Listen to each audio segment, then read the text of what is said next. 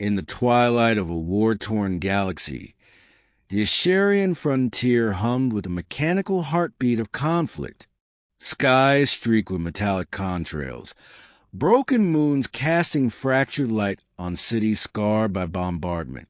In this fractured world, a small human enclave clung to survival, a tinker's village wedged between the jagged spires of abandoned asteroid factories and the radioactive sands of an unclaimed desert planet. Ezrin Call, a human tinker of no notable renown, was hunched over a bench cluttered with tools, wires, and microcogs the size of grains of sand. His hands, though calloused and scarred, moved with meticulous precision as he adjusted the energy regulator on a servomotor. Sparks flared like tiny fireflies around him, illuminating the deep worry etched into his face. The Frontier Council had ordered him to repair a shipment of defensive drones, but what he truly cared about were the rumors spreading across the stars, a war between empires, and a queen's life at stake. Queen Ilera of the Zifri Dominion was not a leader one could ignore. Known for her indomitable will, her armor had been forged from the rarest alloys of nerithium and tempered with plasma-touch ceramite. It was said her armor was both a symbol and a weapon, capable of withstanding particle beams and kinetic strikes alike. But in the latest battle on the planet Serent, even the Queen's armor had faltered. Reports spoke of cracks forming at critical points.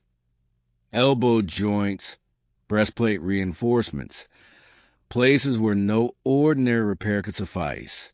And now, the Queen's advisors had sent for a human tinker.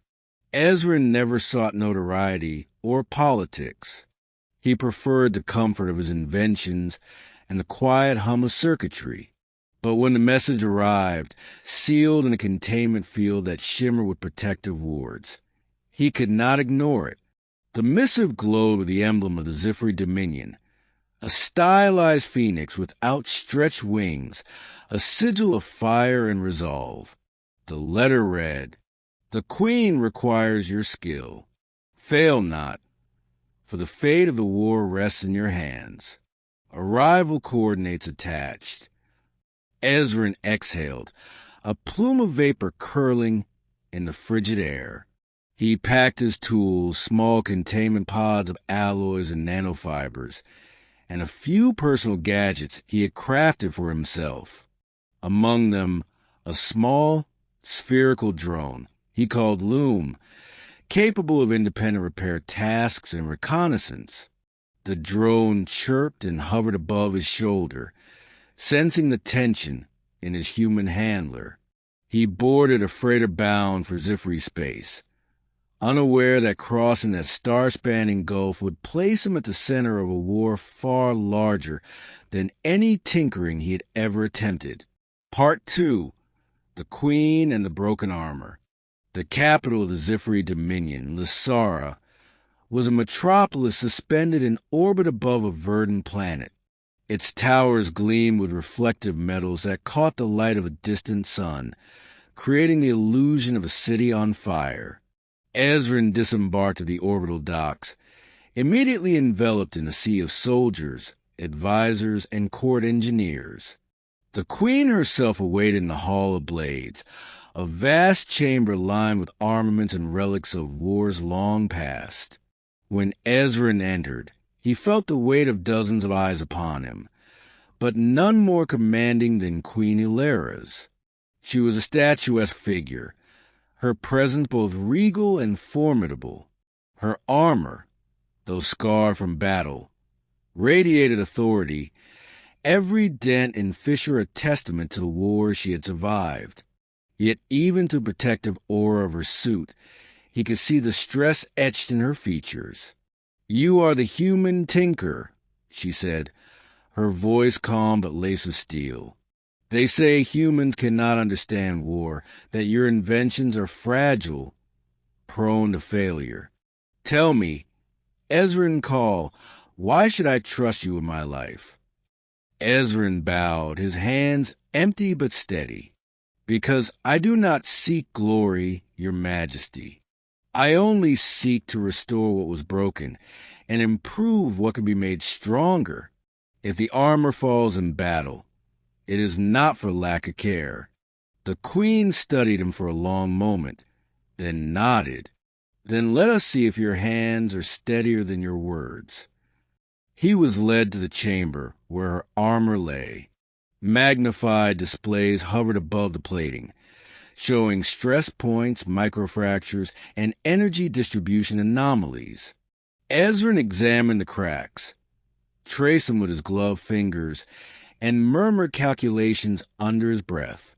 Most tinkerers would have replaced entire sections, but Ezran had another plan. He would integrate a living weave of nanofibers capable of self-repairing microfractures under energy stress, a technique considered experimental and perilous. For days he labored, loom assisting, welding microscopic filaments, testing pressure points, and recalibrating energy conduits. Outside the chamber, reports arrived that the war fronts were shifting. The Zifri armies were faltering, and their enemies, the Varkal Confederation, pressing harder, aware that their queen's armor was compromised. The weight of urgency pressed on Ezran, but he refused to rush. Precision mattered more than speed. A single miscalculation could cost not just the queen, but the entire Dominion. Midway through his work, a commotion erupted in the palace. Security alerts blared. The air shimmered with defensive fields. Ezran ducked under a hover beam as a group of Varkal saboteurs infiltrated the city, their cloaking technology near perfect. They sought to assassinate the queen and ensure the Dominion fell without resistance. Ezran's mind raced. Loom word, projecting tiny shock pulses to disable enemy drones. But there were too many intruders. He realized that the saboteurs had somehow acquired knowledge of the armor's vulnerabilities, a leak from within. Queen Ilera, alerted by the alarms, fought off attackers with precise strikes. Yet even her skill would not suffice if the armor's weaknesses failed again. Ezran acted, using a portable assembly of drones and energy fields. He created a makeshift barrier around the queen. Then, in a gamble that could have ended him, he interfaced with the armor directly. His fingers danced over the controls, rewiring circuits and injecting adaptive energy stabilizers in real time. Sparks flew, a chorus of high-pitched whines and hums filling the chamber. The armor shimmered, healed itself at the stress points, and amplified the queen's own movements. She could feel it, every joint responsive, every strike enhanced. The saboteurs faltered, overwhelmed by a synergy of human ingenuity and Zifri engineering. In a final push, Ezran released a concentrated energy pulse that disabled their cloaks and left them disoriented. The queen delivered the finishing blows.